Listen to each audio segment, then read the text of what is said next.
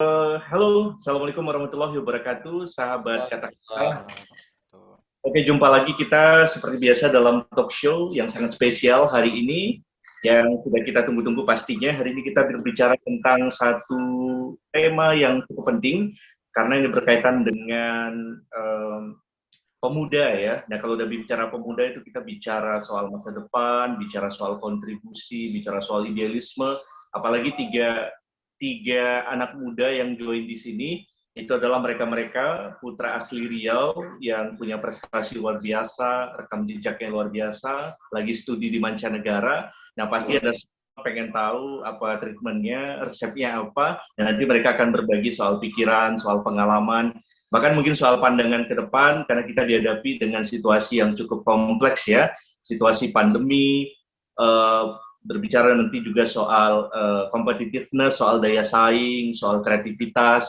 soal inovasi, dan banyak hal. Membicarakan pemuda itu membicarakan semua hal-hal yang berkaitan dengan masa depan.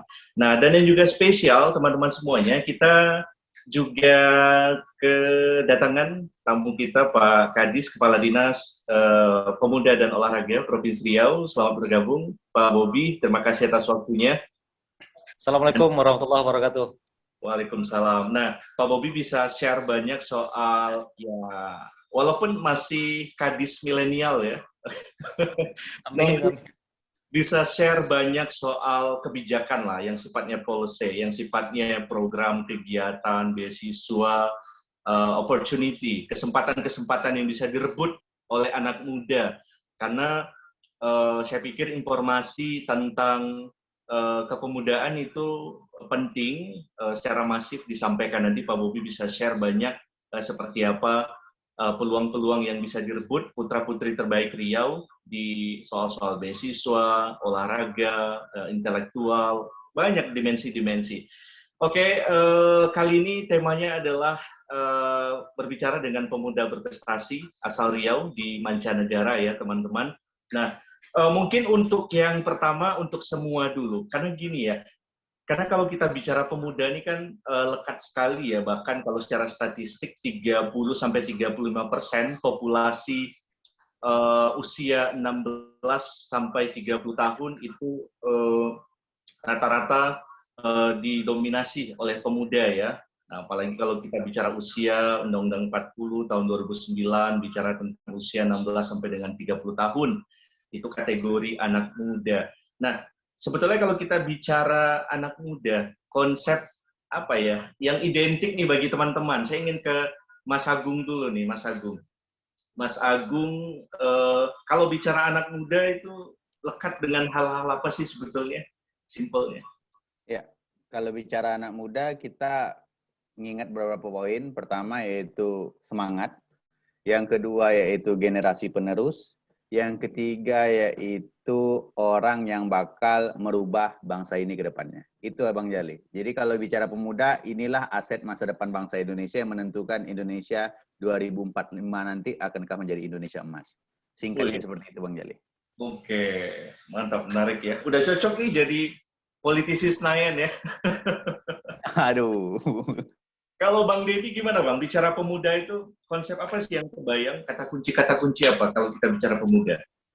Oke, baik Bang. Kalau menurut saya, kalau kita ngomongin tentang pemuda itu adalah yang paling penting itu harapan. Kemudian menjadi generasi yang melakukan terobosan ke depannya. Itu dua kata kunci yang penting menurut saya kalau kita membahas tentang pemuda. Oke, punya harapan, punya terobosan ya, hal-hal yang Betul. mungkin unpredictable, apa yang mungkin dibayangin oleh banyak orang nggak bisa kecapai, tapi bisa dicapai oleh pemuda ya. Betul. Oke. Kalau Bang Joni Bang, kalau bicara pemuda, menurut Abang keywordnya apa sih?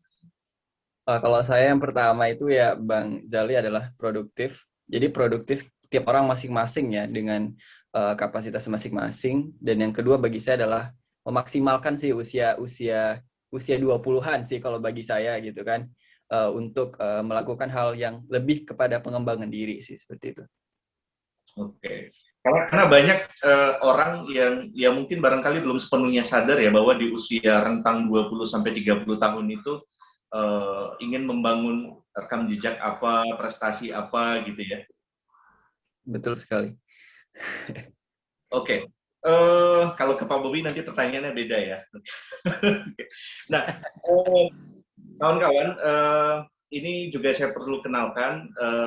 Ini adalah anak muda Riau yang luar biasa sekali. Mas Agung itu di Hungaria ya, lagi studi PhD politik. Bang Dedi di Birmingham, UK, lagi studi juga, dan Bang Joni di UK juga di Nottingham. Nah, juga ada Pak Kadis di sini. Oke, kita mulai obrolan yang mungkin agak-agak serius nih, teman-teman. Kita berangkat dari situasi kekinian ya, mencermati gimana sih fenomena anak muda hari ini, kalau secara umumnya Indonesia, tapi secara khususnya di Riau.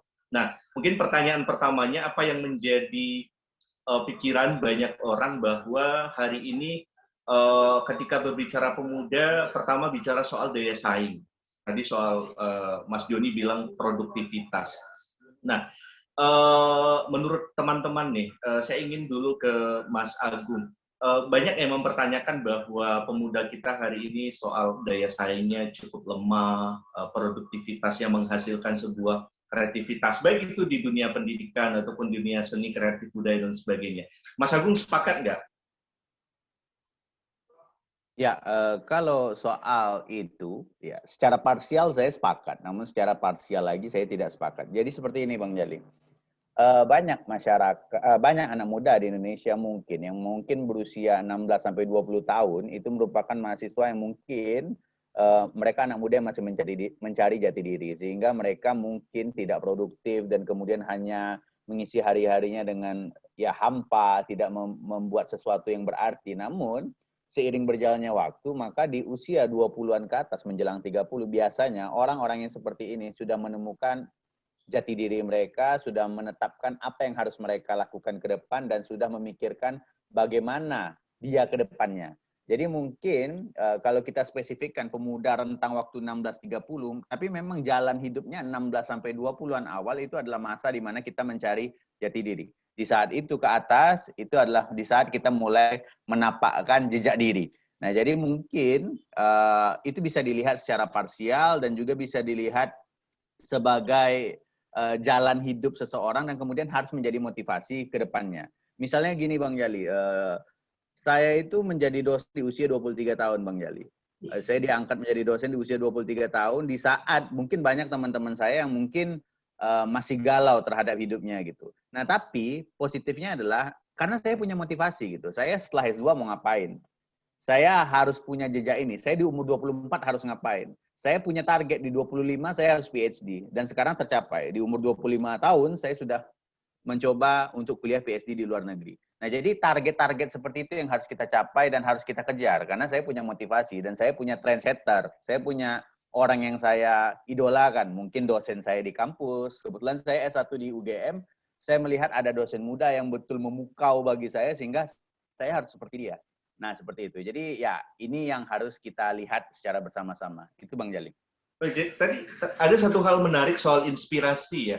Apakah hari ini apa ya? Ya, saya sepakat tuh bahwa inspirasi ini kadang-kadang bisa menjadi stimulus ya, bisa jadi pemacu kita untuk mencapai banyak hal gitu. Nah, hari ini kalau Mas Agung melihat apakah mungkin kalau dulu kan kalau ditanya orang-orang zaman dulu, wah pengen kayak Bung Karno gitu kan, pengen kayak Bung Hatta gitu.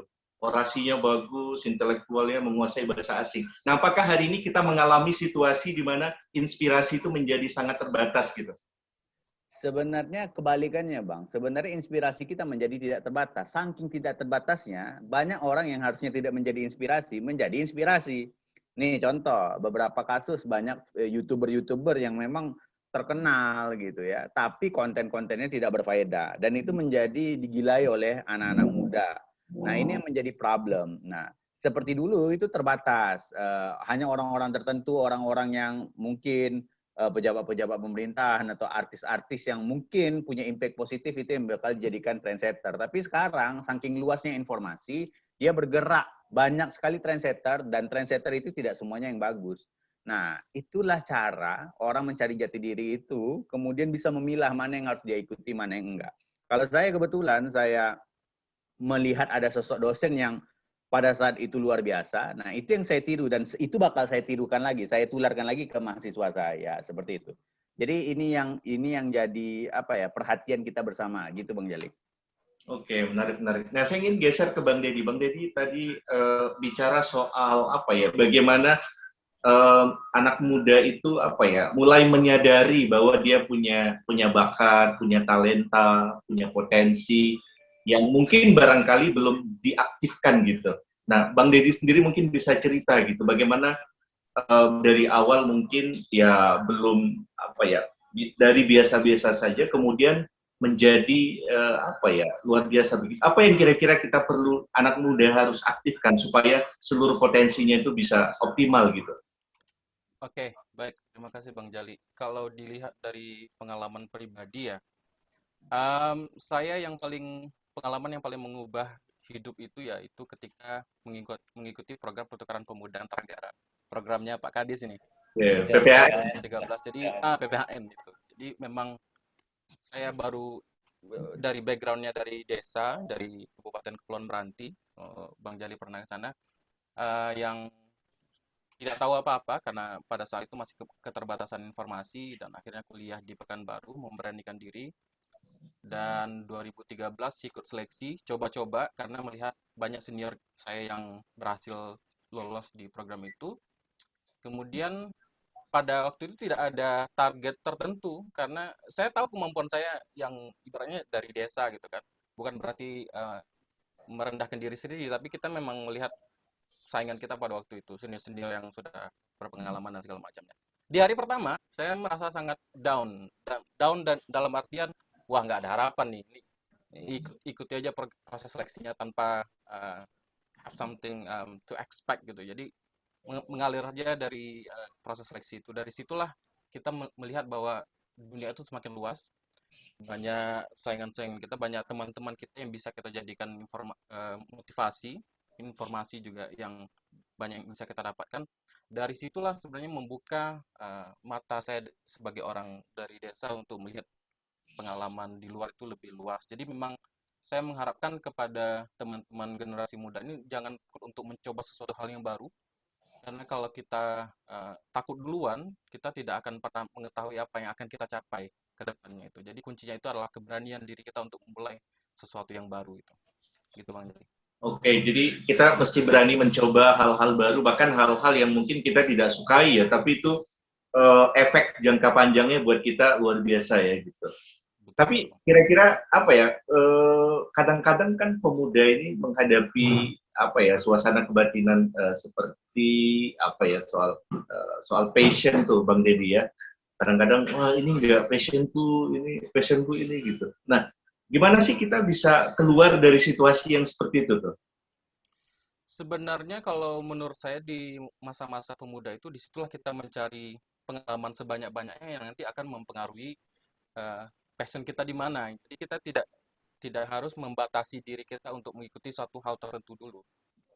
Masa muda kita kalau kita gunakan dengan sebaik-baiknya untuk mencari network, mencari informasi, mencari pengalaman, justru itu akan membentuk kita ke depannya. Jadi saya agak kurang setuju kalau pemuda kita hanya melakukan sesuatu karena dia passion gitu. Karena itu akan menutup kemungkinan-kemungkinan yang lain.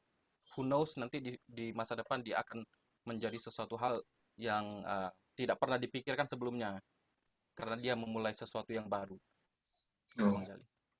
Oke, good point. Wah, keren-keren ya. Ini baru mulainya aja udah membakar.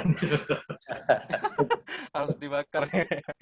Oke, nanti saya kalau soal programatik, soal kebijakan yang programatik nanti kita tanya ke Pak Kadis. Nah, ada informasi menarik apa soal program-program kepemudaan. Nah, saya ingin geser ke Bang Joni. Bang Joni juga saya yakin punya insight lah, punya cerita-cerita yang apa ya, memotivasi sehingga bisa studi di mancanegara, bisa berprestasi. Bahkan saya baca rekam jejaknya, wah banyak banget ya, mulai jadi mentor, jadi macam-macam lah gitu.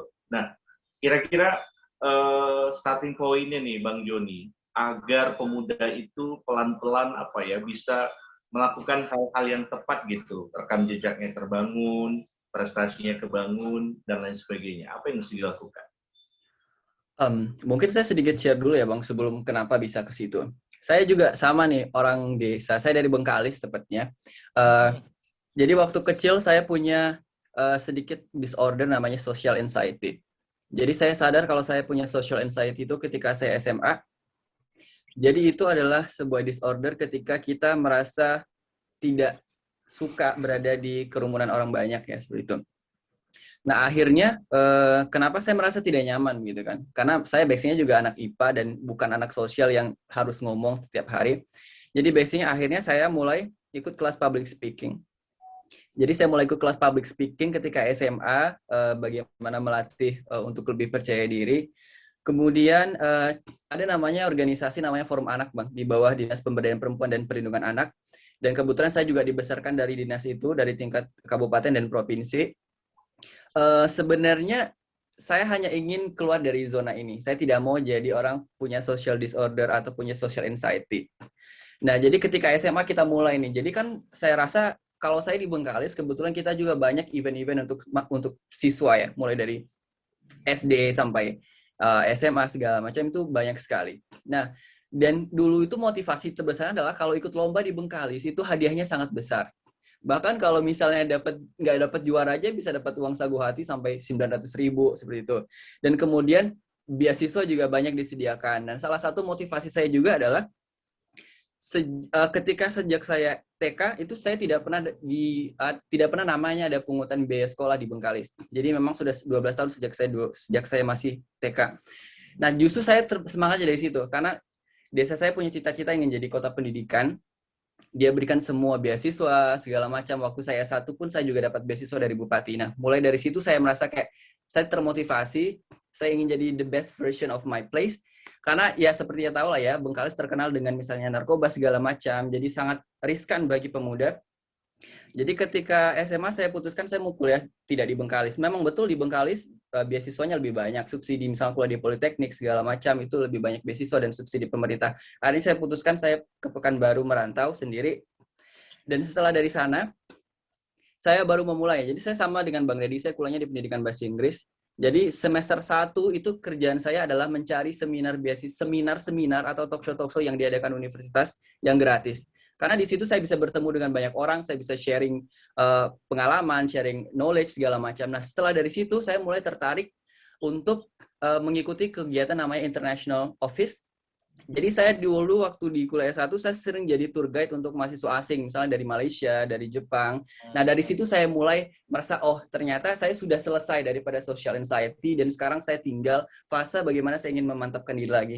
Ya akhirnya bisa lanjut kuliah karena emang salah satu motivasinya yaitu karena pengen, kalau tadi Pak Kadis bilang harus jadi staf presiden, harus jadi apa, saya rasa saya kalau pulang ke Bengkalis, misal mengabdi di Bengkalis, saya sudah sangat bahagia, kan itu mungkin salah satu cita-cita saya. Tapi kalau ada any chance, ya kenapa tidak ya kan? Kita tidak boleh menutup segala kemungkinan. Tapi itu sih Bang, yang penting bagi saya adalah kita harus punya namanya roadmap, life roadmap.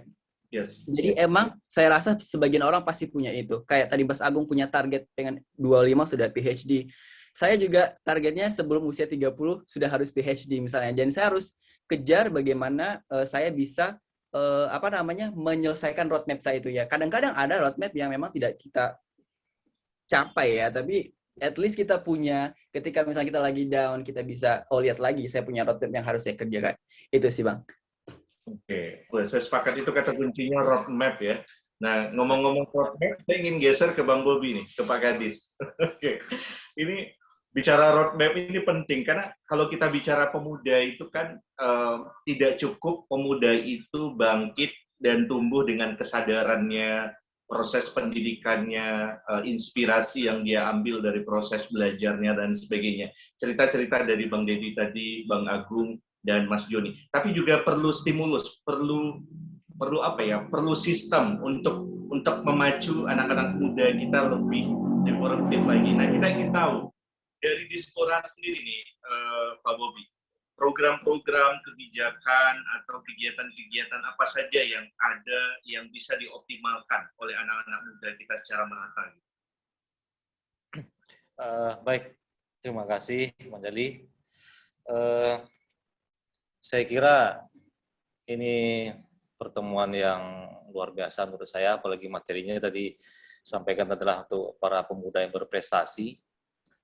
Jadi kalau ditanya tadi ketiga anak muda ini, ya di Joni maupun Agung, dengan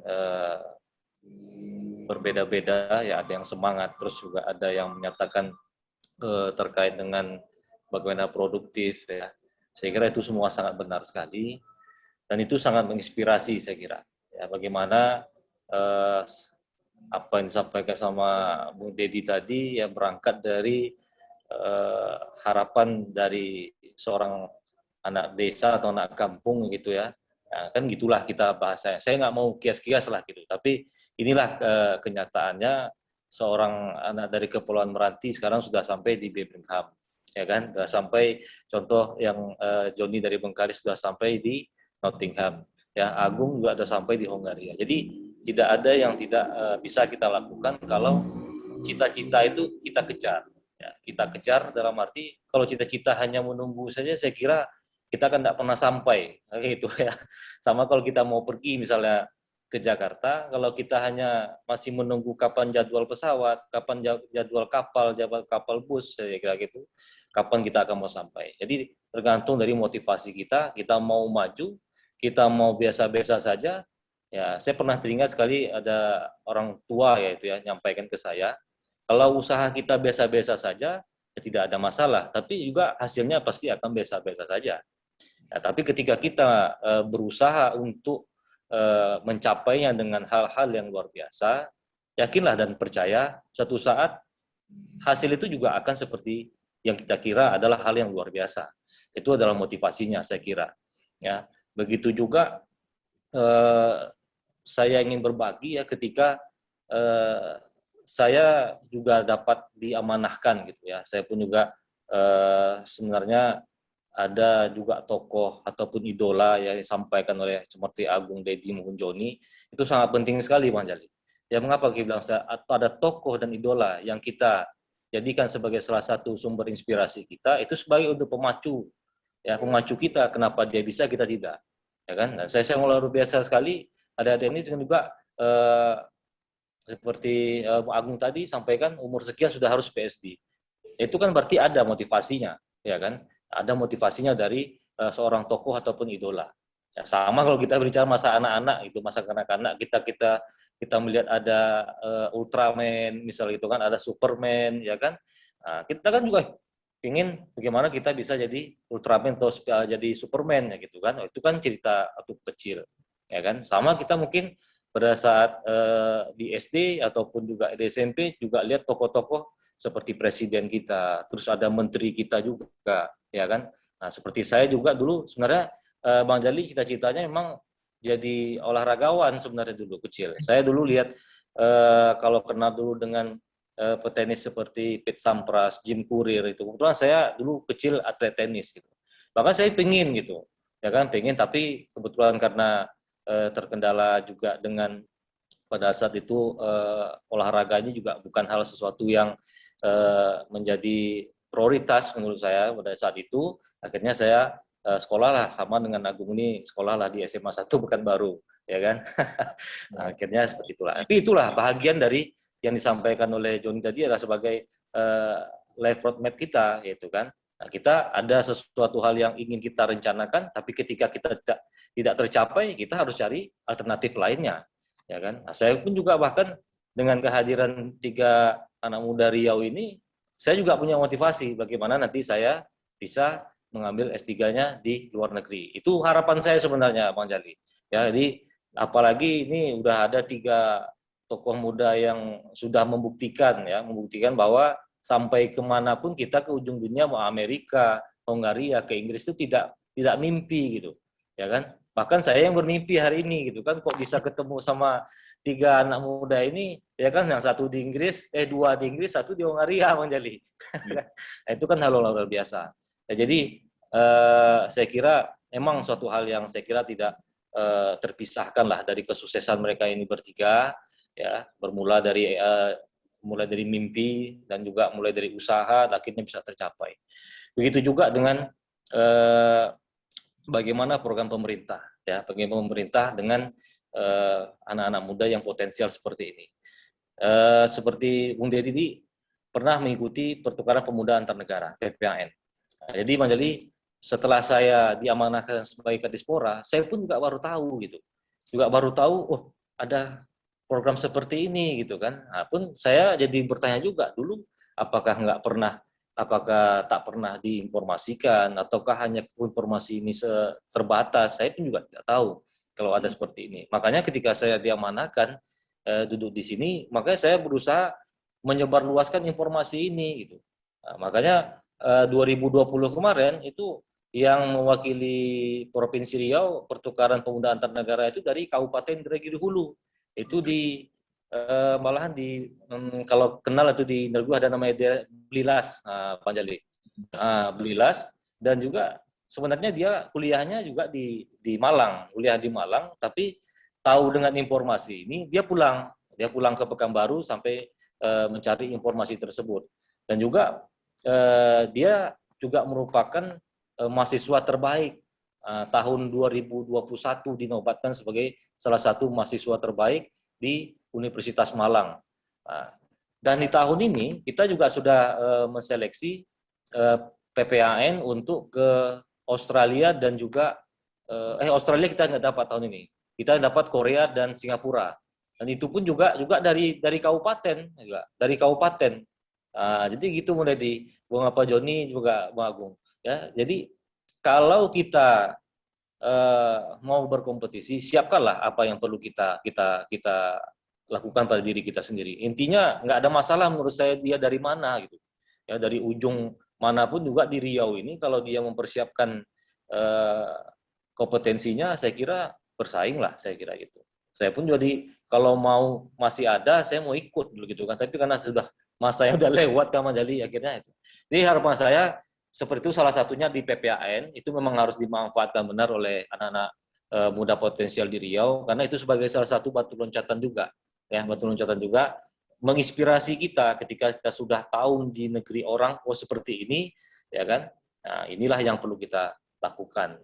Nah, jadi menurut saya itu dulu Bang Jali, pertama manfaatkan program-program pemerintah, tetapi ini mungkin diskusi saja ya, saya kira ketika berbicara masalah anak muda, anak milenial, terutama saya itu ya, yang duduk di dalam dunia pemerintahan itu memang tantangan sebagai salah seorang pejabat yang masih muda itu tantangannya juga tidak mudah, Bang Jali.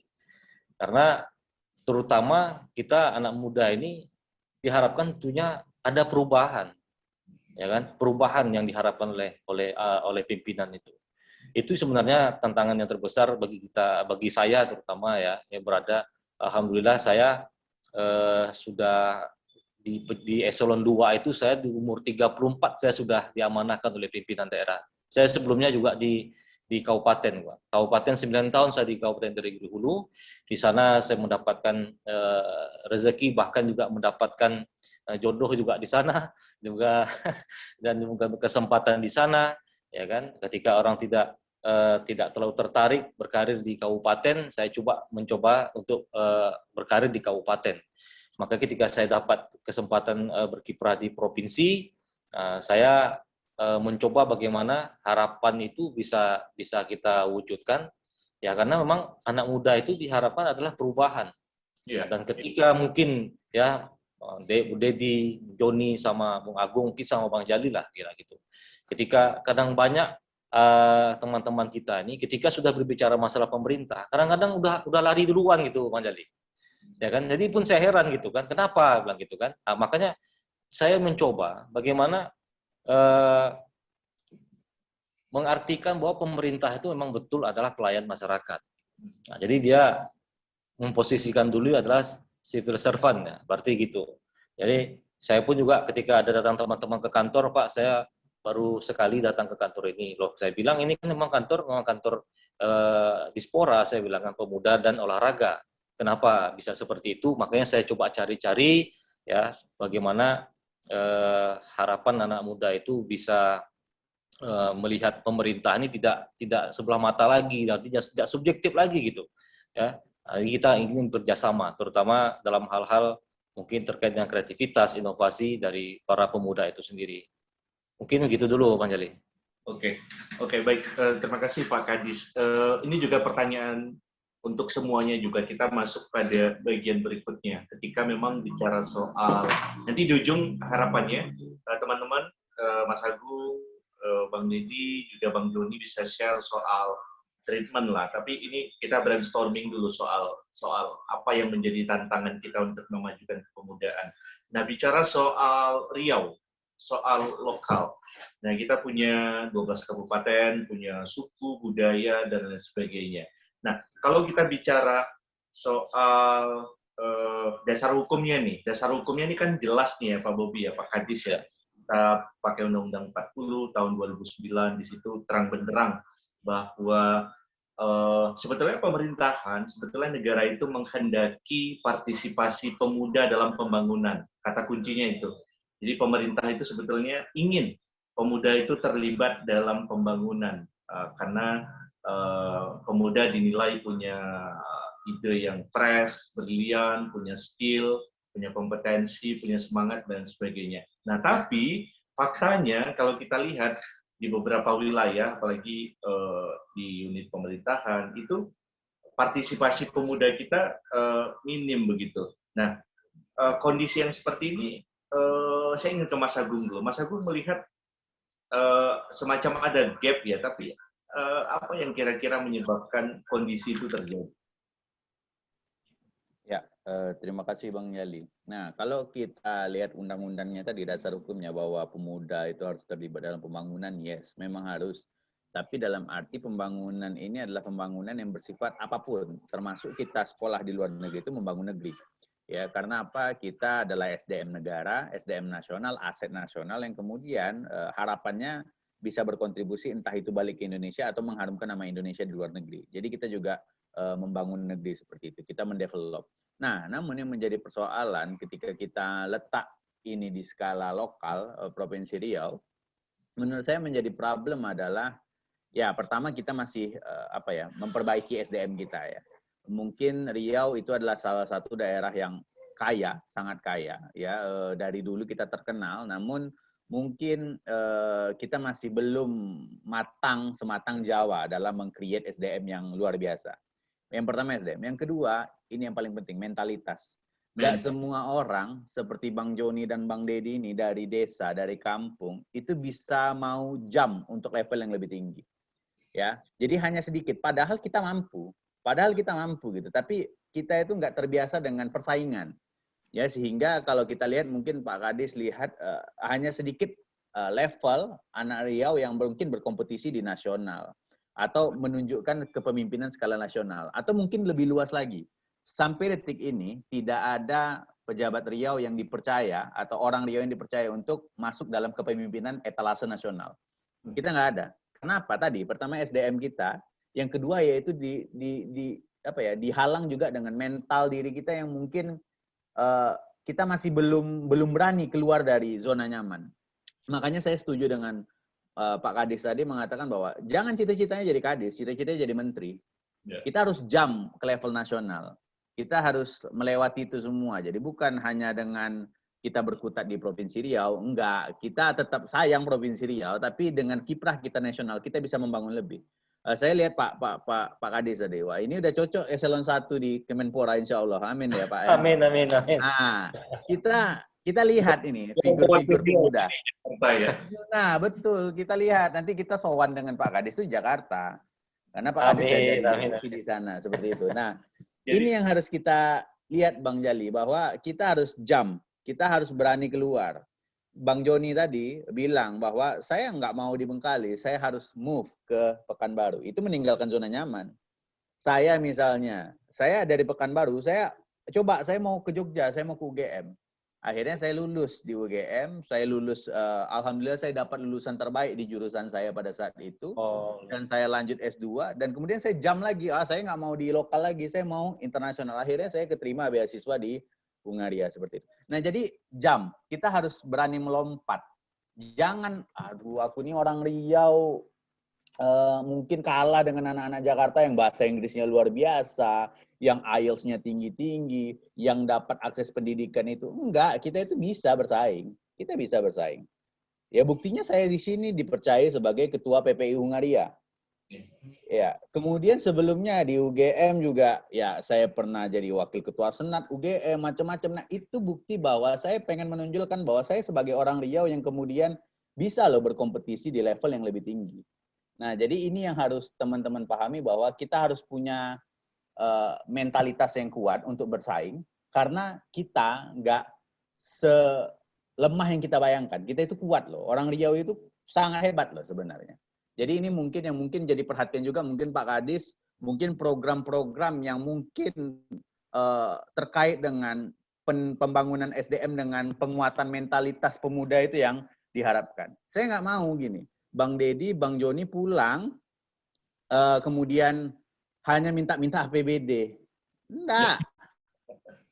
Bawakan donor lembaga asing ke Riau. Bilang Pak Kadis, saya ada lembaga donor, pengen program kemudaan nih Pak Kadis. Dibiayai oleh asing. Itu bukan Pak Kadis minta APBD untuk program ini. Kita bukan mainnya di level itu lagi. Ya, kita mainnya harus level lebih tinggi lagi, sehingga apa? Kita itu bermanfaat bagi Provinsi Riau secara keseluruhan seperti itu. Itu Bang Jali.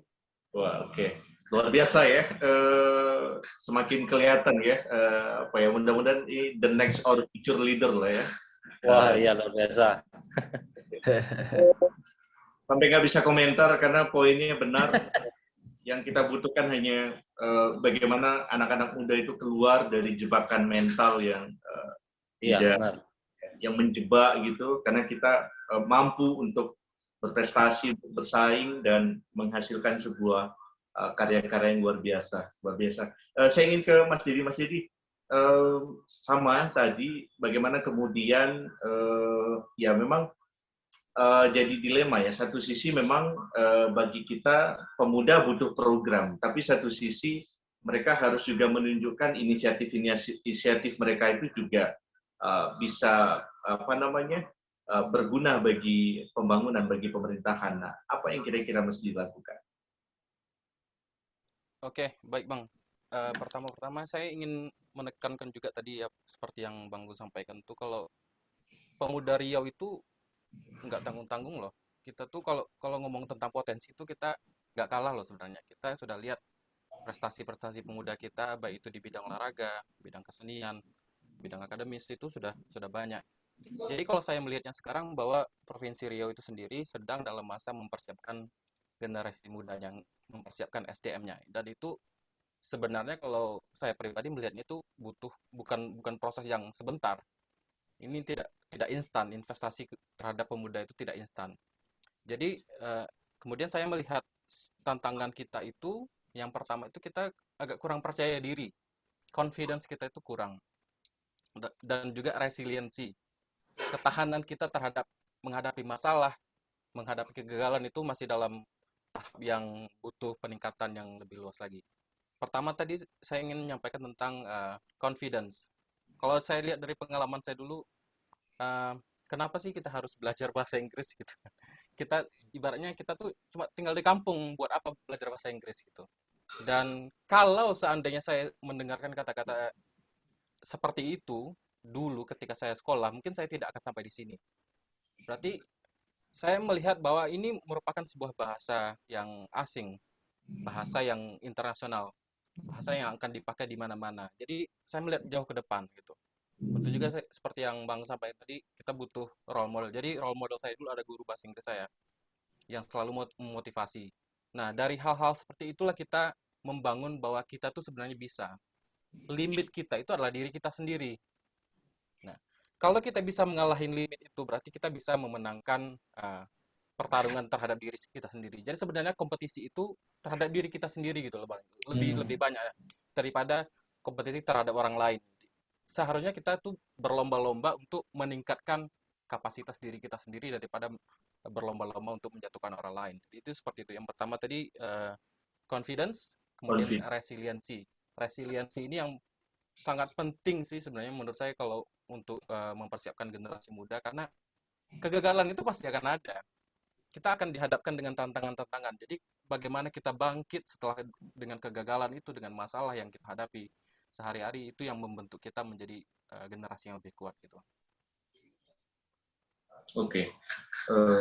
Ya, benar sekali poinnya. Nah, saya ingin ke Bang Joni. Bang Joni gimana, Bang? Ini kan apa ya? Kadang-kadang kan ya kan nggak banyak ya pemuda yang punya tipe inisiator, atau kalau kata Prof. Renal Kasali itu nggak banyak pemuda yang bermental driver, kebanyakan jadi passenger gitu, jadi pengikut, jadi follower, nggak banyak yang jadi driver gitu kan. Nah, ini gimana caranya memperbanyak pemuda-pemuda yang bisa jadi driver gitu, menggerakkan idenya, membuktikan bahwa dia bisa dan lain sebagainya, Bang Joni? Sebelum saya ke situ, saya ingin sedikit menanggapi yang Bang Deddy sampaikan tadi. Itu benar sekali. Saya lihat anak-anak muda, terutama yang seusia saya, mereka kalau ingin melakukan sesuatu sangat on fire gitu lah. Tapi self resilience-nya sangat sedikit. Misalnya sekarang beberapa bulan yang lalu itu seleksi beasiswa LPDP. Bahkan banyak yang baru saja mau masuk proses administrasi sudah banyak mengeluh. Mengurus dokumen ini susah, mengurus dokumen ini susah. Dan hal-hal seperti ini sebenarnya menjadi kendala. Saya bilang sama mereka, ini baru kamu mau daftar LPDP. Justru ketika kamu setelah dapat LPDP, itu bakal lebih susah lagi prosesnya. Bahkan lebih riuh lagi. Nah, saya sangat setuju Bang Deddy bilang tadi, self-resilience-nya. Itu harus betul-betul ditanamkan. Karena emang saya di sekolah, ketika saya mengajar, memang anak-anak ini susah sekali diajarkan namanya self-resilience. Daya saing, bertahan. Kalau dia sudah jatuh, udahlah, udah capek, kita ngurusin yang lain aja. Itu sebetulnya yang harus kita pelajari. Misal kalau lihat anak-anak di Jepang, mereka itu dibangun self-resilience-nya. Jadi emang dari kecil dibangun self-resilience-nya, jangan cepat menyerah seperti itu. Saya secara pribadi dapat LPDP itu di bulan yang sama. Saya waktu kerja di Batam, Bang, waktu mengajar di Batam, di bulan yang sama saya ditolak 3 beasiswa. Drop sedrop-dropnya. Dan kemudian daftar LPDP lagi. Dan bahkan ketika interview LPDP ditanyain, kalau kamu gagal lagi beasiswa keempat ini bagaimana? Ya saya bilang, saya akan tetap daftar lagi. Ya emang sih susah sih untuk kita punya self-resilience, tapi itu justru adalah benteng yang paling kuat.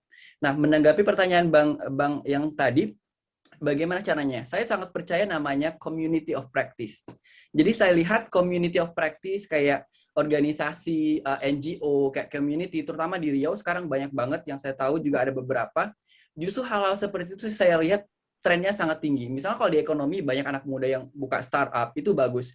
Nah sekarang saya lihat misalnya di Bengkalis, banyak anak-anak muda yang misalnya anak S1 di STAIN, Politeknik, sekarang mereka sudah bentuk community. Ayo belajar IELTS online bareng. Jadi kita bisa mempersiapkan diri untuk misalnya daftar beasiswa apapun, tidak harus LPDP, bisa jadi Chevening, bisa jadi Australian Scholarship. Nah itu penting sekali. Karena justru waktu saya di sekolah di Bengkalis, saya tidak lihat itu. Benar, saya tahu anak-anak sangat self-determination-nya sangat kuat. Kita harus dapat ini, kita harus juara 1 di kelas, kita bisa dapat beasiswa. Tapi again, ketika dia sudah berada di proses yang lagi down-nya, dia langsung down, nggak ada self-resilience-nya.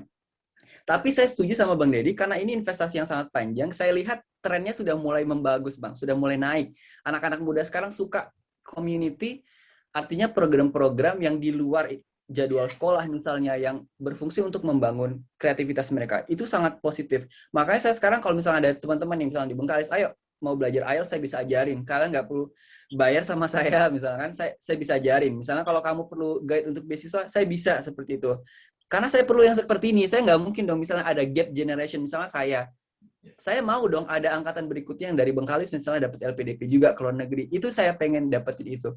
Makanya sekarang kita dengan anak-anak dari Bengkalis yang mereka sekarang, ada yang sebagian sekarang pergi ke Taiwan hanya untuk belajar bahasa Mandarin karena memang mereka ingin dipersiapkan untuk beasiswa, dan kita ajak mereka, ayo kita bikin community untuk bagaimana ajak anak-anak muda di sini untuk being produktif gitu loh. Karena emang saya tidak punya, saya setuju sama Mas Agung, saya tidak punya mental saya lebih buruk dari orang lain. Saya selalu bilang anak Bengkalis tidak kalah sama anak Pekanbaru. Apalagi kita yang di Bengkalis dapat 12 years free education loh. Kamu dapat 12 tahun gratis pendidikan, beasiswa, kamu cuma perlu beli baju sekolah, bahkan ada sekolah yang kasih baju gratis cuma tinggal datang ke sekolah. Dan saya bilang secara edukasi, secara akademis kita juga nggak kalah kan, buktinya kita bisa bersaing. Bahkan yang tadi Mas Agung jadi anak PPI, di sini kita juga, saya secara pribadi kita juga sering jadi referensi teman-teman dari Cina segala macam, dari Afrika untuk seputar akademis, dan itu sangat benar, saya sangat setuju, anak-anak Riau itu sangat kuat. Hanya saja kita perlu memang wadah. Dulu saya pernah ikut seleksi PPAN ya Pak Bobi, secara runner up 2 atau 3 ya. waktu itu agak struggle karena emang ternyata saya dapat informasinya hanya di dinas provinsi. Nah, ini mungkin yang saya ingin saran ya mungkin. Jadi waktu itu tidak ada informasi dari Dispora Kabupaten. Jadi ketika saya ngurus dokumen ke Dispora Kabupaten pun mereka agak sedikit kebingungan seperti itu ya. Dan akhirnya ya udah, karena saya nggak mungkin dong menyerah, saya udah pulang dari Pekanbaru ke Bengkalis minta surat rekomendasi. Nah, seperti itu. Ternyata banyak setelah itu yang ikut seleksi. Bahkan waktu itu kita 3 orang finalisnya itu dari Bengkalis, walaupun kita nggak ada yang PES ya, tapi at least kita compete loh seperti itu. Itu sih Bang. Yang penting saya suka namanya sekarang tren namanya community of practice. Karena itulah yang diterapkan di negara-negara di sini. Emang volunteerism segala macam itu yang paling penting. Bagaimana mereka tadi keluar dari zona mereka itu. Oke. Wow, jawaban yang luar biasa ya. Oke, mudah-mudahan ini bisa jadi pemantik ya, jadi ya, memecah kebuntuan para pemuda ya, bahwa kita mampu untuk melompat lebih tinggi mencapai hal-hal yang out of the box gitu ya. Nah, Pak Bobi merespon dari tiga pikiran-pikiran dari kawan-kawan kita yang muda ini, lagi-lagi ini harus dijawab dengan kebijakan nih, Pak Bobi. Kebijakan yang tidak biasa tentunya, tapi kebijakan yang juga baru gitu kan, bagaimana melibatkan, karena saya yakin hari ini kita sedang berbicara dengan 3 pemuda yang sedang studi, dan saya yakin beberapa waktu lalu begitu banyak anak-anak muda Riau yang sudah selesai studi. Nah, kita nggak tahu mereka ada di mana, dan menarik kalau kemudian kita bisa mengumpulkan mereka, mendengarkan pikiran-pikirannya dan sebagainya. Apa yang kira-kira Dispora bisa lakukan untuk mengengagement mereka-mereka yang punya kontribusi, punya potensi yang luar biasa, Pak Bobi? Iya, jadi saya teringat apa yang disampaikan oleh Bung Agung tadi. Sebenarnya ada 2 itu kan. Yang pertama, kita setelah pendidikan mau kembali ke tanah air, atau yang kedua mau mengharumkan nama tanah air di negeri orang. Nah, kan seperti itu. Jadi menurut saya benar ada juga disampaikan oleh sama Bung Agung tadi. Ya, kita ketika sudah melangkah yang lebih tinggi, itu cara berpikir kita juga harus berbeda dari yang lainnya. Ya kan? Jadi apa yang disampaikan oleh Bung Agung tadi benar adanya. Jadi saya ada juga lah ya, ada beberapa teman-teman kita awalnya ceritanya bagus lah. Saya pendidikan di sana, di sini, bahkan ada di luar negeri. Tapi ya ketika kita kembali berbicara masalah masa depan gitu kan, ketika apa yang bisa kita lakukan di negeri kita di Riau ini, kembali lagi tadi Bung Agung, dia malah mengembalikan hal itu kepada kita gitu. Nah, makanya kita juga sangat berharap dengan adanya anak-anak Riau yang terutama mungkin berkarya, bahkan juga atau lagi pendidikan di luar negeri gitu. Kita berharap ada share-share informasi juga gitu. Dalam arti kita pun siap untuk mempersiapkan anak-anak muda kita di Riau ini untuk bisa bersaing juga di luar negeri. Dalam arti kalau ada informasi seperti pertukaran pemuda, terus juga ada kesempatan magang di negara orang gitu kan, kita pun juga siap untuk menyambungkan, bahkan bukan hanya di Dispora saja, kita siapkan juga nanti Manjali kemana OPD yang bisa kita sambungkan. Saya bersedia untuk menjadi penyambung itu. Yaitu yang saya sampaikan pada kawan-kawan, baik itu di organisasi kepemudaan, baik juga itu di organisasi kemahasiswaan, saya siap bisa menjadi penyambung di pemerintahan. Ya, kalau selama ini tadi sampaikan bahwa mengatakan ya pemerintah kadang-kadang di hadapan mereka itu kadang-kadang subjektif saja gitu kan. Nah, tapi kita coba eksplor lagi bahwa pemerintah itu luas gitu kan. Pemerintah itu luas. Ya, jadi saya berharap dari kalau bicara masalah kebijakan, saya kira seluruh OPD di Provinsi Riau ini, terutama dalam hal untuk pengembangan para pemuda itu ada, ya kan. Jadi seperti sampaikan sama Bung Joni, bahwa di Bengkalis dulu pernah dengan Badan Perlindungan Anak ya kan. Nah itu kan ada juga. Nah, kita juga banyak tempat yang lain, ya. Saya kira itu bisa kita manfaatkan. Nah, jadi terutama apalagi dengan kepemimpinan Pak Gubernur kita, Pak Samsuar, ini memang beliau sangat memprioritaskan sekali dukungan peningkatan sumber daya manusia. Bahkan juga kemarin waktu pernah kejadian pada saat Wuhan lagi pandemi COVID, Bang Jali, rupanya baru ketahuan rupanya di Wuhan itu banyak mahasiswa Riau yang kuliah di sana gitu. Bahkan yang ada pada saat itu meminta ke KBRI untuk pulang ke Indonesia, Pak Gubernur sampaikan bahwa itu mahasiswa dari Riau, kalau nggak salah dari Kampar, kalau nggak salah saya itu, yang meminta pulang ke Indonesia pada saat itu. Makanya banyak ya, saya kira anak-anak Riau yang berprestasi di luar negeri, ya terutama nih ada 3 nih sudah ya kan, 3 harapan Riau ke depannya. Saya kira pilihannya tadilah 2 ya, Bung Agung ya. Kalau mau pulang ke tanah air, saya kira kita berharap sudah adalah perubahannya. Ya perubahannya apa? Cara berpikir kita. Jangan kita sudah tahu hal yang dulunya kita lakukan atau yang dulu kita lihat itu kurang pas atau tidak benar. Tapi karena ada kesempatan kita ulang lagi, ya kita ulang lagi ya menurut saya sama saja gitu. Ya tidak ada perubahan dalam diri kita, maka juga untuk lingkungan kita. Nah, terus yang kedua, berprestasi di negeri orang. Itu juga pasti akan membawa prestasi bagi anak-anak kita ataupun juga bagi mahasiswa kita, masyarakat kita yang ada di luar negeri. Kemarin kita juga menerima mahasiswa yang saat ini sedang kuliah di Korea. Mereka datang audiensi kepada Pak Gubernur.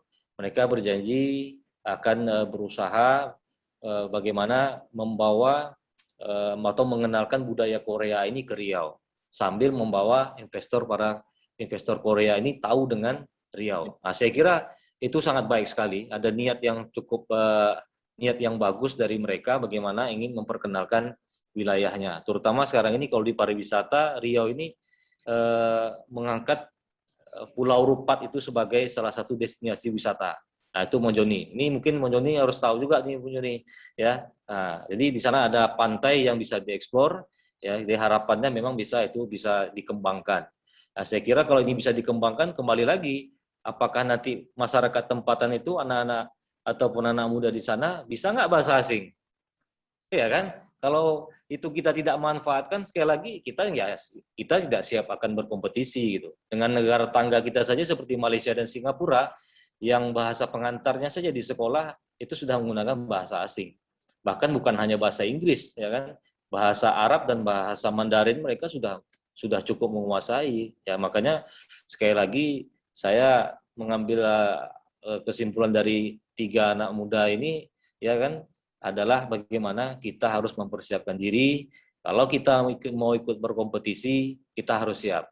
Kalau kita tidak mau ikut berkompetisi, ya kita cukup begini-begini sajalah, Bang Jali. Ya kan, menerima apa saja yang sudah ada sama kita, itu yang kita jalankan. Saya kira, ya tadi saya sampaikan, kalau saya pernah mengambil satu kesimpulan apa yang pernah sampaikan oleh pada saat itu sama almarhum ayah saya, ya kan, untuk apa kamu saya sekolahkan lebih tinggi dari saya kalau kamu tidak bisa melebihi dari apa yang saya dapatkan. Dan sampai itu masih saya pegang sampai sekarang. Itu tadi yang bilang sama Bung Agung tadi, kita harus sudah punya idola, ada tokoh yang bisa memacu motivasi kita, ya kan, itu salah satunya. Jadi bagi saya, dari apa yang disampaikan oleh 3 anak muda ini, terutama saya sangat ini adalah kita harus betul-betul mempersiapkan diri kita untuk berkompetisi, ya kan. Kalau kita ingin menjadi pemenang dalam kompetisi itu, kita harus latihan, kita harus disiplin, ya. Kalau tidak kita akan tersisih dari kompetisi dan kita juga tidak akan dapat apa-apa dari potensi yang ada di Provinsi Riau ini. Itu Bang Jali. Oke, baik, terima kasih Pak Bobi. Ada satu pertanyaan, saya ingin semuanya juga menjawab pertanyaan yang termasuk pertanyaan klasik ya, tapi sebetulnya seberapa setuju nih para narasumber semua terkait dengan bahwa kita sebetulnya berharap bahwa sistem pendidikan itu bisa memacu kesadaran, menguatkan kompetensi, menghasilkan kreativitas, lalu juga bisa membangun link and match. Kita berharap bahwa sistem pendidikan bisa mensupport, bisa jadi eskalator bagi para pemuda untuk bisa naik kelas. Tapi di satu sisi juga kita apa ya kalau kita bicara generasi pejuang dulu ya, karena ini momentum 17 Agustus bahwa tidak begitu banyak sistem pendidikan, tapi mereka bisa membentuk negara dan lain sebagainya. Nah, menurut teman-teman ini apakah problemnya di sistem pendidikan kah? Atau tadi kata Bang Joni poinnya bagus, saya sangat sepakat. Atau komunitas kita kah? Atau budaya berkomunitas kita yang masih minim? Atau apa nih yang betul-betul menjadi rem penghambat kemajuan pemuda kita? Dari Mas Agung dulu. Ya, kalau kita tanya apa sih yang menjadi penghambat kemajuan pemuda, mungkin bisa jadi memang jawabannya komunitas ya. Apa namanya? Jadi kalau kita itu kenapa kita maju? Karena kita punya circle biasanya. Kita berteman punya circle. Makanya orang pepatah zaman dulu bilang kalau berteman dengan tukang parfum maka kita harum. Tapi kalau berteman dengan tukang pupuk ya kita ikut bawa pupuk gitu kan. Nah, jadi circle, komunitas itu penting. Seperti yang dikatakan Bang Joni tadi, saya sepakat sekali, sangat sepakat bahwa ini sedikit cerita Bang. Jadi dulu waktu kami di SMA 1 itu, saya itu berteman 7 orang. Akrab sekali 7 orang. Ibaratnya udah kayak kakak beradik lah udah. 7 orang itu karena kita punya komunitas yang sama dan punya impian yang sama, akhirnya 7 orang tersebut, 4 orang kuliah di UGM, 1 orang kuliah di UI, 1 orang kuliah di ITB, 1 orang kuliah di Unpad. Nah, kami semuanya dengan circle yang sama mencapai universitas yang kami inginkan. Karena apa? Kami punya circle yang sama, kami punya komunitas yang sama, kami punya impian yang sama. Nah, itu mungkin yang menjadi salah satu faktor kenapa komunitas itu atau circle itu penting dalam anak muda. Kalau kita berada di komunitas pemuda yang kerjaannya hanya ngajukan proposal untuk kegiatan-kegiatan yang tidak bagus, ya kita bakal jadi seperti itu. Tiba-tiba Pak Kadis didatangi, kawan-kawan, Pak proposal Pak kegiatannya apa nggak jelas. Nah itu ketika kita berada di circle itu, maka kita menjadi seperti itu gitu. Nah jadi ini penting gitu. Nah mungkin sekali menyinggung, mungkin Pak Kadis ini bisa mungkin jadi program. Saya menyarankan ini kan banyak sekali mahasiswa Riau yang banyak mendapat beasiswa, mahasiswa asal Riau orang Riau yang mendapat beasiswa. Mungkin rasa saya masuklah dengan kepemudaan di mana nanti Pak Kadis minta bantuan kita untuk menghubungkan, nanti kita buat festival beasiswa aja Pak. Jadi mungkin dalam seminggu ada 1-2 beasiswa pembicaranya orang Riau yang kemudian men-share informasi beasiswa yang didapatnya kepada mahasiswa Riau yang ingin melanjutkan studi keluar. Bahwa kuliah di luar negeri itu nggak mahal, bahwa kuliah di luar negeri itu gampang. Mungkin ini bisa Pak Kadis Pora sebagai leadingnya kepemudaan itu bisa eksekusi gitu. Sekarang gampang kok Pak. Kita kawan-kawan nggak usah dikasih honor nggak apa-apa Pak. Yang penting apa? Kita membantu adik-adik kita gitu loh Pak. Betul. Ini yang meng-create. Mungkin malah Pak Kadis yang tahun depan ke Amerika ya kan dapat beasiswa Amin. Nah, kita nggak tahu gitu Pak. Itu mungkin dalam waktu 1 bulan festival beasiswa diorganize by Kadispora bekerja sama dengan PPI negara. Nanti PPI negara bisa tuh supply mahasiswa asal Riau-nya untuk menjelaskan beasiswa tersebut. Kalau nggak bisa dianggarkan tahun depan, nggak usah pakai anggaran Pak. Cukup sediakan platform Zoom, ada orang buat poster, jadi barang tuh. Selesai semuanya. Mantap. Jadi apa namanya? Jadi kita bisa men-share. Ternyata dapat beasiswa LPDP itu gampang loh. Ada tips dan triknya. Kita kadang-kadang lupa nih tips dan triknya nih Pak. Ya betul. Saya mendapat beasiswa stipendium Hungarikum. Itu bisa loh. Mau S3, untuk dosen boleh. Mau S2, bisa. Ada cara-cara yang harus teman-teman pahami. Bagaimana cara memilih universitas, memilih calon supervisor. Itu ada semuanya yang nggak ada mungkin sedikit ada di internet. Kita punya pengalamannya. Mungkin Pak Kadis bisa eksekusi ini. Saya, Bang Dedi, Mbak Joni siap untuk membantu karena apa? Satu lagi, ini untuk merah putih kita, ini untuk Riau kita. Apa sih yang enggak? Ya, selagi tumpah darah kita merah putih, apapun yang terjadi kita masih siap. Siap Bang Yali ya? Oke. Luar biasa. Sedikit masukan mungkin untuk Pak Kadis bahwa kita mungkin Pak Kadis apalagi milenial punya out of the box, pengen bekerja di luar sistem, ayo kita coba bantu. Nah, satu lagi mungkin pesan untuk pemuda, terutama pemuda Riau, impian tuh jangan jadi PNS saja. Betul. Ini yang terjadi. Jadi impian tuh saya harus jadi PNS. Jadi kayaknya cita-cita itu cuma tertumpu jadi PNS Bang Yali. Iya kan? Nah, jadi apa PNS? Apa PNS? Aku yang penting PNS. Padahal ruang pekerjaan itu sangat banyak. Kerja di Google, kerja di Microsoft, kerja di Tokopedia, Gojek, Ya, ya. perusahaan-perusahaan besar itu sangat banyak. Jadi Pak Kades ada di sini teman saya 2 orang asal Riau yang sekarang kerja di Hungaria dengan gaji yang sangat menggiurkan Kayak gitu. ya.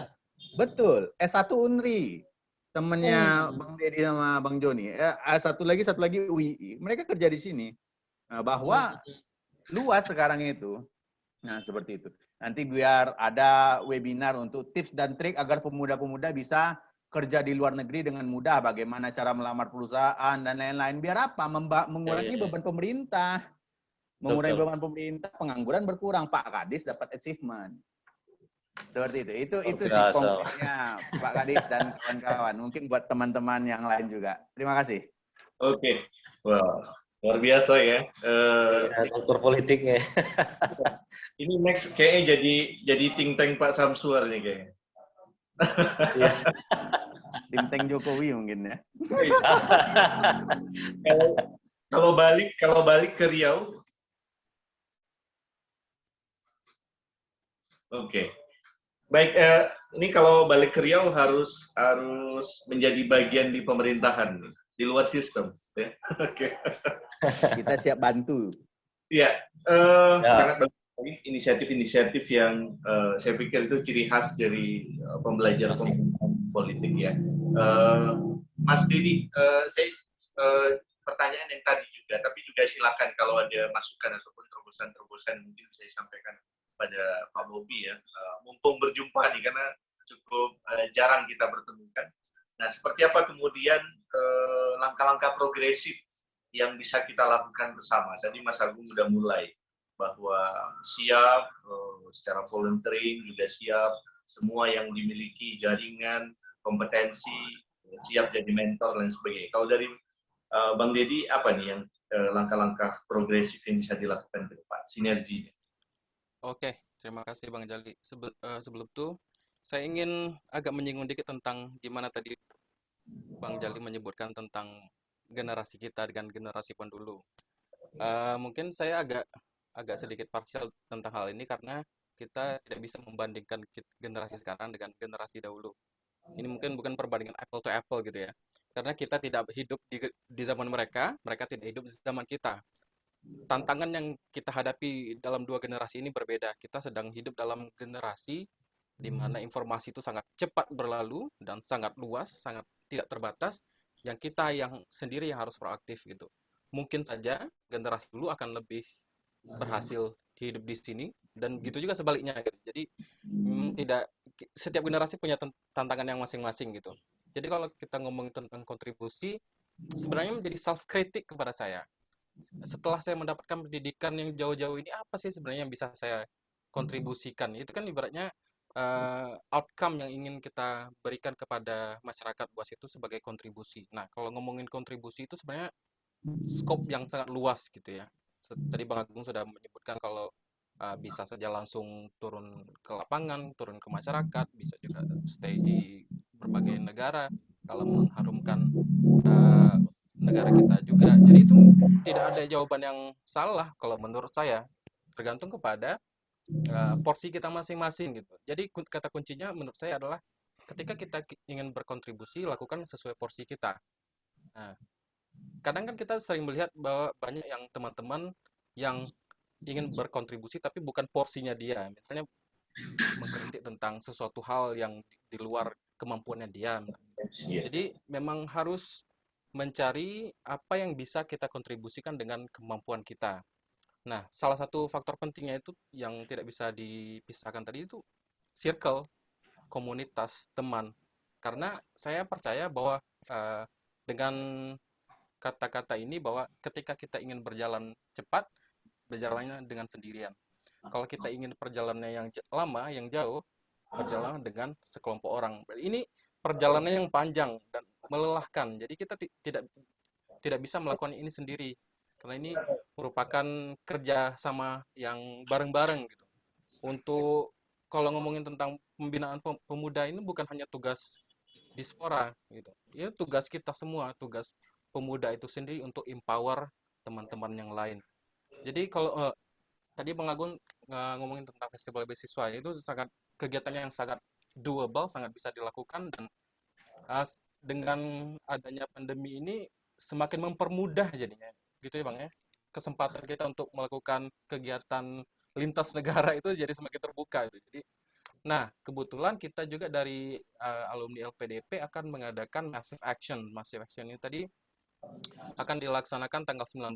Kalau nggak salah, Bang Joni nanti akan mengisi kegiatan ini, yaitu kegiatan yang menjelaskan tentang persiapan beasiswa LPDP dan segala macam technical issue-nya nanti tanggal 19 Agustus, dan itu gratis yang kita laksanakan gitu. Jadi memang butuh sebuah wadah yang dimana kita bisa berkontribusi langsung sesuai dengan kapasitas kita. Jadi kalau menurut saya sekecil apapun itu kontribusi yang bermanfaat. Nah, saya juga berharap dengan saya di sini, Bang Joni di Nottingham, Bang Agung di Hungaria, itu paling tidaknya ada generasi muda Riau yang melihat, oh ada loh orang Riau yang keluar gitu. Berarti kita ini mampu gitu. Paling tidaknya sih gitu. Ada anak-anak muda, anak-anak kecil mungkin di pedesaan melihat ini sebagai sebuah kemungkinan yang sebelumnya mungkin tidak terpikirkan oleh mereka, bahwa ada orang dari desa sampai ke luar negeri untuk melanjutkan pendidikan. Seperti itu, Bang Jali. Oke, luar biasa, keren. Oke, Bang Joni gimana Bang? Dari sisi Bang Joni, apa yang kira-kira menarik nih kontribusi-kontribusi yang kita lakukan ke depan, baik itu dari sisi pemerintah ataupun dari sisi kemampuan kita membentuk jaringan dan komunitas? Saya mungkin akan lebih pergi ke sisi pendidikan kali ya Bang, karena tadi sudah dibicarakan yang lain. Jadi karena saya emang basicnya pendidikan, guru juga, dan insya Allah juga tetap akan di dunia pendidikan kalau emang masih tidak ada any potential apa gitu ya. Nah, intinya emang sebenarnya problem kita mungkin ada di pendidikan salah satunya.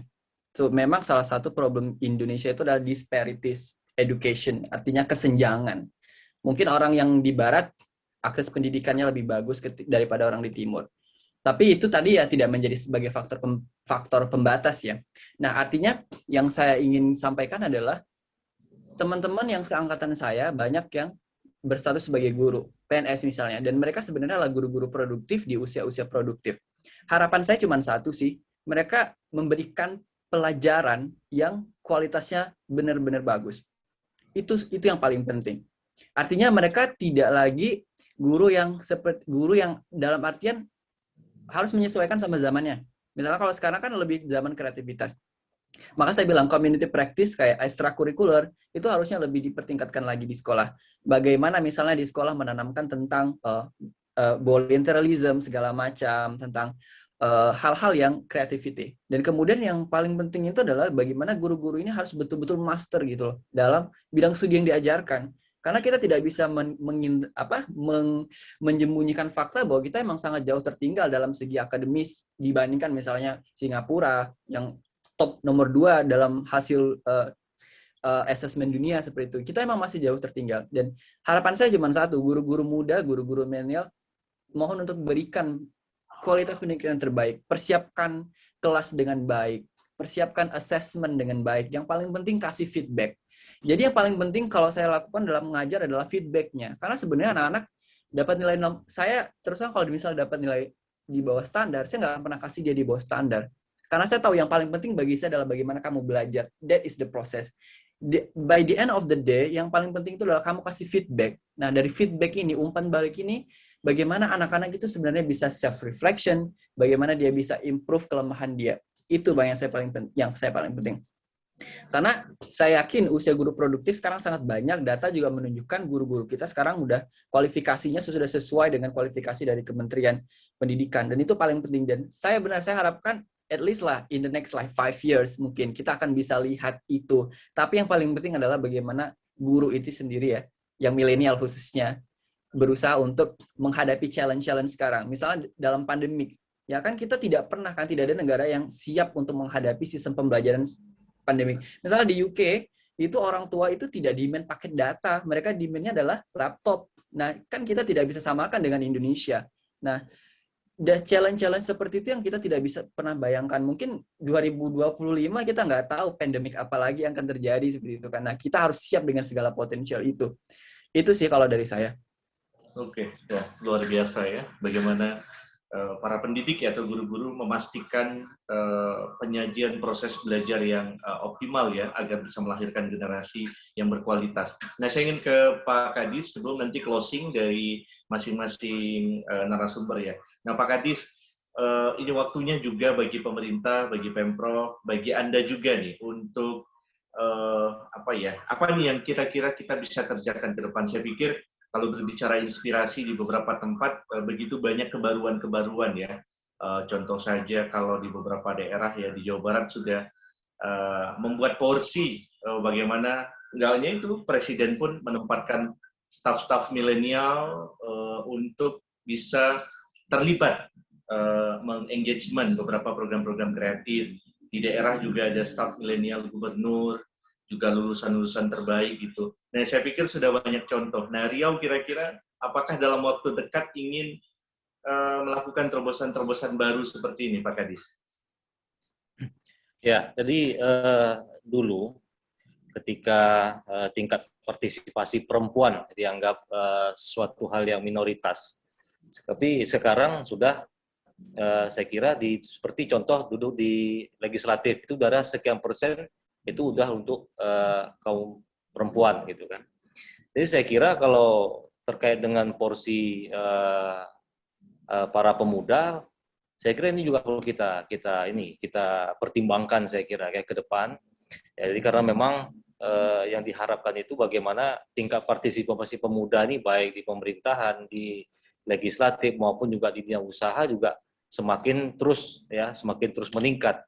Nah, dalam arti sekarang seperti contoh ketika program pemerintah melahirkan program 1000 startup setiap tahunnya, ini juga tuh harus kita anak muda juga harus mulai memanfaatkan gitu. Jangan ada program tapi kita ketika program itu ditujukan untuk para pemuda, kita nggak bisa memanfaatkan. Nah, seperti 1000 startup itu kan, 1000 startup itu yang disediakan oleh pemerintah, kita harus siap untuk mengambilnya, itu kan. Jangan sampai kita membiarkan. Jadi kalau membiarkan ya sama aja kita melewatkan satu periode yang tidak mungkin akan kembali lagi, saya kira.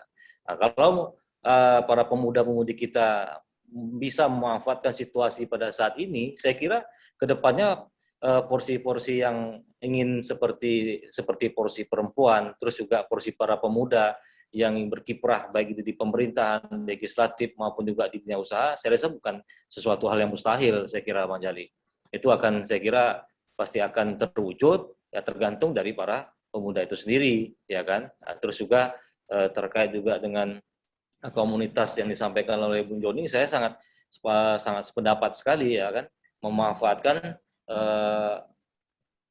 komunitas-komunitas yang lebih berbobot gitu. Jadi bukan hanya untuk berkumpul saja, tapi juga udah bisa memberikan kontribusi bagi komunitas itu sendiri, saya kira.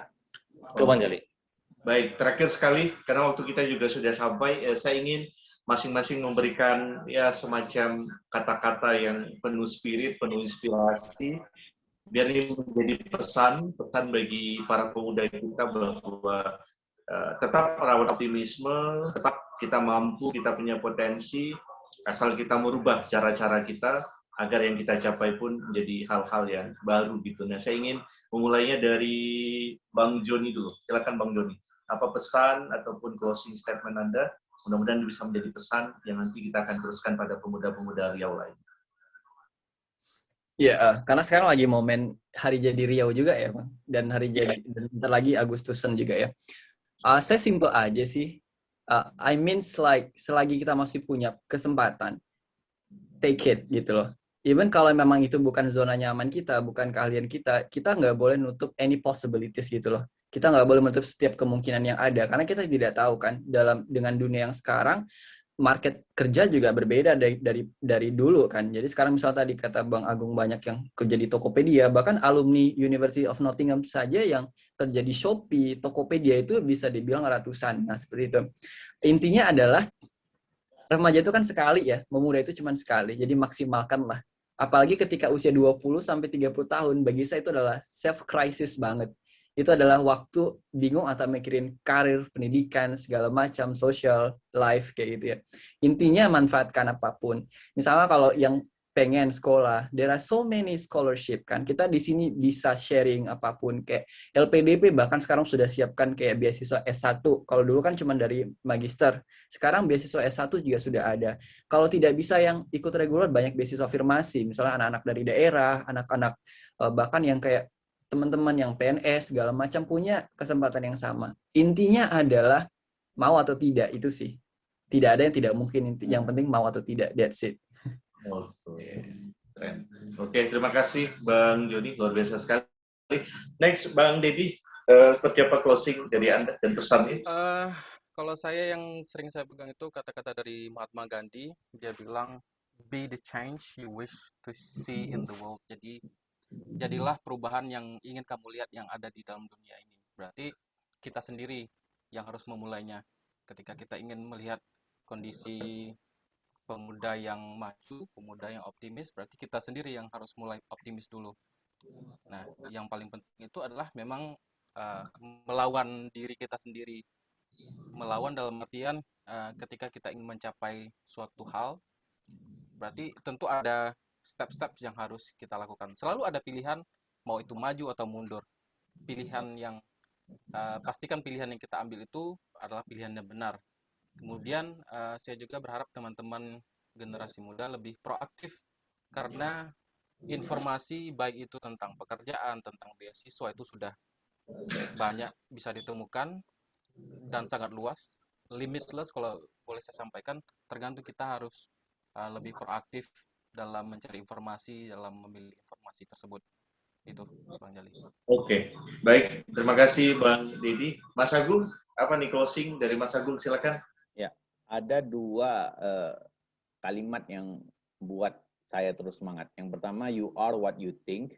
Anda adalah apa yang Anda bayangkan. Jadi ketika saya membayangkan saya seorang yang seperti apa, maka itu bakal terjadi. Dan universe, semesta itu bakal menyokongmu ketika kamu punya usaha, doa, dan semangat tadi. Yang kedua ya adalah bermimpilah setinggi langit. Kalau jatuh, kita bakal berada di antara bintang-bintang. Jadi seperti kata Pak Kadis tadi, jangan mimpinya jadi Kadispora, tapi mimpinya jadi Menpora. Jadi kalau jatuh, dia jadi Kadispora, atau jadi eselon 1, gitu Pak ya. Atau jadi komisaris BUMN. Nah, itu. Nah, jadi kita mimpi tinggi-tinggi. Jadi jangan sampai ada batas, karena apa? Karena insya Allah kita punya usaha, daya saing untuk mewujudkannya, dan kita menjadi lebih semangat. Itu, Bang Jali. Oke, baik. Luar biasa sekali. Jangan rendah-rendah mimpinya. Setidaknya ya minimal jatuh di komisaris lah Mas Agung. Oke. Pak Bobi, terakhir menutup diskusi kita, silakan closing statement dari Anda. Ya, jadi kalau saya berprinsip karena saya seorang Muslim, saya kutip dari salah satu ayat, yaitu wal asri, yaitu di mana demi masa, ya ketika kita tidak mampu memanfaatkan keadaan, ya kan, jangan kita jadi orang yang dalam keadaan merugi, ya kan, kecuali orang-orang yang beriman dan mengerjakan kebajikan. Termasuk salah satunya adalah kita untuk bagaimana memajukan dan juga membuat wibawa diri kita sendiri ya dari kita, itu. Ya, bagaimana kita bisa mengisi kompetensi kita, mengisi hari-hari kita. Jangan sampai kita melewatkan sesuatu waktu dan juga suatu masa hanya biasa-biasa saja. Jadi saya juga ingin sampaikan, saya juga punya prinsip, ya, sampaikan kalau kita berusaha hanya dalam bentuk biasa-biasa saja, yakinlah itu hasilnya juga akan biasa-biasa saja. Tapi apabila kita meraihnya ataupun juga kita menjalankan dalam proses yang luar biasa, yakin dan percayalah, Allah itu tidak akan tidur, Allah pasti akan melihat usaha kita, mudah-mudahan sesuai dengan apa yang kita usahakan. Sekali lagi, saya mengucapkan terima kasih, mengucapkan juga terus berkarya kepada 3 anak muda ini, ya, harumkan nama baik kita, nama keluarga kita, nama bangsa kita, nama agama kita di negeri orang, dan juga mudah-mudahan tali silaturahim kita juga semakin cukup erat, Bung Jali, dengan 3 orang anak muda ini. Kita tunggu karyanya, kita tunggu berita baiknya dari dari Hongaria maupun juga dari Inggris. Dan juga terakhir, saya menghimbau kita semua untuk selalu tetap menjaga protokol kesehatan kita, menjaga diri kita. Semoga kita tetap dalam lindungan Allah Subhanahu wa taala, menjalankan aktivitas dan ibadah. Semoga kita menjadi orang-orang yang tidak merugi di masa yang ada seperti saat ini. Saya kira itu dulu, Bang Jali. Terima kasih. Salam hormat saya, dan saya juga menunggu ya nantinya, dalam arti akan terus komunikasi baik sama Agung, baik sama Bung Joni, sama Bung Dedi, terkait juga tadi kerjasama terkait dengan apakah beasiswa maupun juga strategi untuk mendapatkan beasiswa atau sekolah di luar negeri. Nanti kita secara pribadi saja nanti kita akan komunikasi. Ya, hormat, salam dan selamat hari ulang tahun Republik Indonesia, dan juga selamat Hari Jadi Provinsi Riau yang ke-64 pada tahun ini. Salam kami dari Indonesia.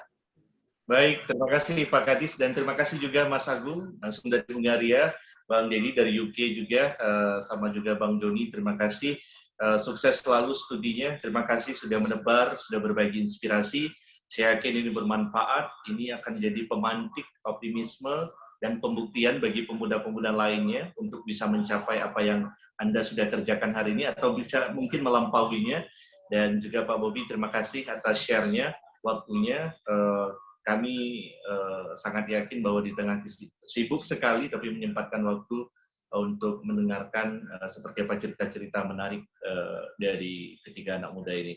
Dan terima kasih juga teman-teman, sahabat kata-kata, mudah-mudahan bisa menjadi sumber inspirasi dan informasi bagi kita semuanya. Sampai jumpa di the next talk show kita ya, kata-kata dengan tema dan narasumber yang berbeda tentunya. Mewakili teman-teman, kami pamit. Sampai jumpa di talk show berikutnya. Terima kasih. Assalamualaikum warahmatullahi wabarakatuh.